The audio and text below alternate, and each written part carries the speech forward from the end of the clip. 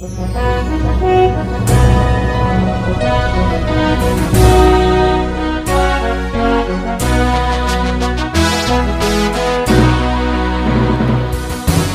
bagi saudara sekalian.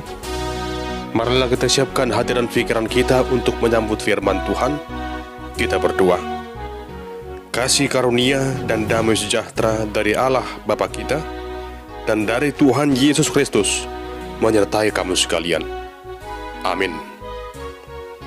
Saudara terkasih, firman Tuhan yang menjadi khotbah epistel minggu ke-21 setelah Trinitatis pada tanggal 6 November tahun 2022 diambil dari kitab Mazmur pasal 145 ayat 17 hingga ayat 21. Beginilah firman Tuhan. Tuhan itu adil dalam segala jalannya dan penuh kasih setia dalam segala perbuatannya. Tuhan dekat pada setiap orang yang berseru kepadanya, pada setiap orang yang berseru kepadanya dalam kesetiaan. Ia melakukan kehendak orang-orang yang takut akan Dia, mendengarkan teriak mereka minta tolong, dan menyelamatkan mereka. Tuhan menjaga semua orang yang mengasihinya, tetapi semua orang fasik akan dibinasakannya. Mulutku mengucapkan puji-pujian kepada Tuhan, dan biarlah segala makhluk memuji namanya yang kudus untuk seterusnya dan selamanya. Demikian pembacaan firman Tuhan. Adapun yang menjadi tema dalam ibadah pada saat ini adalah Tuhan yang adil dan penuh kasih setia. Jemaat yang terkasih, firman Tuhan saat ini yang diambil dari kitab Mazmur pasal 145 merupakan suatu Mazmur puji-pujian dari Raja Daud, di mana ia memuji Tuhan Allah yang Maha Kuasa atas segala kebaikannya bagi umat Israel, terutama bagi kehidupannya sendiri, di mana Tuhan selalu memelihara, menjagai, memberkati kehidupan Raja Daud. Raja Daud mengalami kebaikan Tuhan yang sungguh nyata. Di tengah masa kepemimpinannya sebagai seorang raja, Daud mampu menyatukan kerajaan Israel menjadi kerajaan yang kuat pada saat itu. Jemaat Tuhan, pemazmur dalam hal ini Raja Daud tidak terlepas dari apa yang namanya pergumulan. Itulah yang kita lihat dari latar belakang teks khotbah saat ini. Sekalipun Daud adalah seorang raja yang berkuasa dan berwibawa, disegani oleh banyak orang, namun justru ia pernah mengalami situasi sulit yang membuatnya merasa kewalahan. Daud pernah dikejar-kejar oleh Raja Saul yang sangat benci kepadanya. Oleh karena Daud lebih diagungkan oleh bangsa Israel saat itu. Dalam pengejaran Saul yang ingin membunuh Daud, ia harus terpaksa bersembunyi ke sebuah gua yang bernama Gua Adulam. Dan bukan hanya itu, Daud juga pernah dibenci oleh Absalom, anaknya sendiri, yang berusaha untuk mengkudeta kerajaan Daud. Apa yang dapat kita simpulkan dari pergumulan hidup Daud sungguh sangat begitu berat. Namun di tengah situasi yang sulit itu, Daud selalu berseru kepada Tuhan. Ia tidak pernah menjauh dari Tuhan atau menyalahkan Tuhan atas segala yang terjadi dalam hidupnya.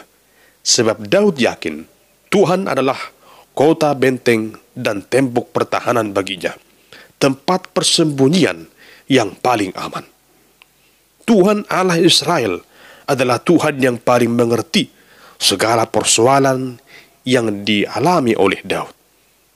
Dan memang benar demikian, satu persatu masalah yang ia alami berlalu begitu saja atas kuasa Tuhan Allah Israel.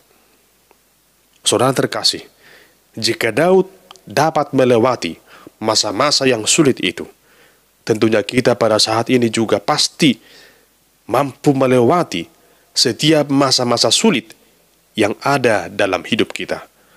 Asalkan kita tetap setia dan percaya hanya kepada Tuhan Allah saja. Percaya hanya kepada Allah dalam Kristus Yesus, Sang Juru Selamat hidup kita. Saudara terkasih, lewat firman Tuhan saat ini, pemazmur hendak menyampaikan bagaimana sifat ilahi dari Tuhan Allah itu sendiri yang sungguh penuh kuasa dan sungguh penuh kasih setia bagi umat yang Ia jadikan itu. Yang pertama, lewat mazmur ini kita dapat melihat bahwa Tuhan itu adalah Tuhan yang adil dan penuh kasih setia. Saudara terkasih, ada kisah demikian. Ada seorang laki-laki yang sedang berjalan-jalan di sebuah kebun. Di sana ia melihat ada begitu banyak pohon. Ada pohon mangga yang sedang berbuah, dan di sekitarnya juga ada semangka. Lalu ia berkata dalam hatinya, Tuhan itu tidak adil. Masakan pohon yang begitu besar seperti ini, batangnya begitu besar, tinggi dan rimbun, buahnya masih kecil-kecil. Sedangkan semangka yang batangnya kecil, buahnya begitu besar. Tak lama kemudian karena dia sudah lelah, ia mengantuk, akhirnya tertidur tepat di bawah pohon mangga itu.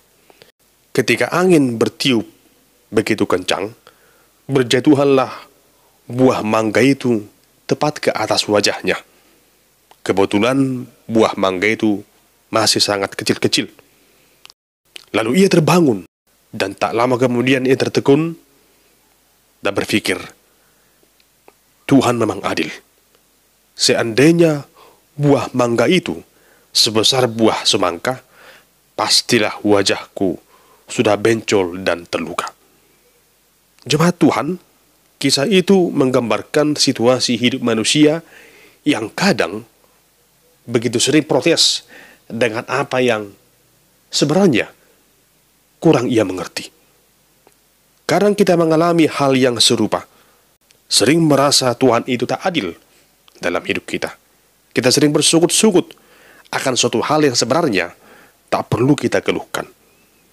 Itulah kelemahan kita, yang kadang merasa lebih tahu daripada Tuhan yang jauh lebih tahu apa yang kita butuhkan dalam hidup ini. Jemaat Tuhan, di sini kita perlu mengakui dan sungguh-sungguh menyadari bahwa Tuhan itu adil dan penuh kasih setia. Rancangan Tuhan adalah rancangan damai sejahtera, rancangan yang luar biasa lebih indah daripada apa yang kita rancangkan dalam hidup ini. Oleh karena itu, apapun yang terjadi dalam hidupmu, serahkan semuanya kepada Tuhan, dan mari akui bahwa Tuhan itu adalah Tuhan yang adil, Tuhan yang penuh kasih setia, yang merancangkan keadilan dan kasih setia dalam hidup kita. Yang kedua, Tuhan itu dekat kepada semua orang yang berseru kepadanya. Jemaat yang terkasih, pernahkah saudara berseru memanggil nama seseorang, namun ia tidak mendengarkannya? Padahal saudara sudah berteriak sekeras mungkin. Pasti kita akan merasa kecewa ketika berseru, namun tidak didengarkan. Namun itulah manusia yang penuh dengan keterbatasan. Terbatas untuk mendengar, terbatas untuk memahami yang dikeluhkan oleh orang lain. Tapi tidaklah demikian dengan Tuhan. Sekalipun kita tidak melihat Tuhan secara langsung, namun dalam iman percaya kita, kita sungguh sangat yakin bahwa Tuhan itu dekat. Seperti syair sebuah lagu, Tuhan itu dekat kepada kita. Ia hanya sejauh doa. Di zaman sekarang ini, ketika kita ingin berkomunikasi lewat telepon atau lewat video call, pasti dibutuhkan pulsa atau pakai data. Butuh jaringan internet. Tanpa semuanya itu, kita tidak akan bisa menjalin komunikasi dengan orang lain. Artinya masih ada batasannya. Namun bagi Tuhan, yang dibutuhkan hanyalah iman, waktu dan kesetiaan kita untuk sungguh-sungguh berseru kepada Tuhan. Dimanapun kita berada, ketika kita berdoa kepada Tuhan, Tuhan pasti mendengarkan kita. Ingat bagaimana kisah Yunus. Dari dalam perut ikan, ia berdoa kepada Tuhan, dan doanya itu didengarkan oleh Tuhan. Doa saudara juga pasti akan Tuhan dengarkan dikala saudara sungguh-sungguh datang berseru kepada Tuhan. Apapun pergumulanmu, ketika engkau datang kepadanya, yakinlah Tuhan akan mendengarkanmu. Sebab Tuhan itu sangat dekat kepada setiap orang yang sungguh berseru kepadanya. Masalahnya mungkin selama ini adalah kita kurang sungguh-sungguh berseru kepada Tuhan. Kita mungkin merasa bahwa cukup 1 kali 2 kali berdoa kepadanya. Namun hari ini kita diingatkan, berserulah kepada Tuhan dengan sungguh-sungguh, dan yakinlah seruanmu itu pasti akan Tuhan dengarkan. Sebab Tuhan adalah Tuhan yang dekat kepada orang yang sungguh percaya dan berseru kepadanya. Untuk itu, mari tetap bangun komunikasi yang baik dengan Tuhan dalam segala waktu dan keadaan apapun juga. Bukan hanya pada saat engkau mengalami kesusahan, namun dalam setiap langkah hidupmu, baik susah maupun senang, tetaplah berseru kepada Tuhan. Muliakan namanya, syukuri berkat-Nya, serahkan hidupmu kepadanya. Yakinlah orang yang sungguh-sungguh berseru kepada nama Tuhan, pasti akan Tuhan dengarkan. Tuhan akan menyelamatkannya. Yang ketiga, Tuhan adalah penjaga hidupmu. Saudara terkasih, ada kalanya oleh karena masalah yang begitu berat, masalah yang tak kunjung selesai,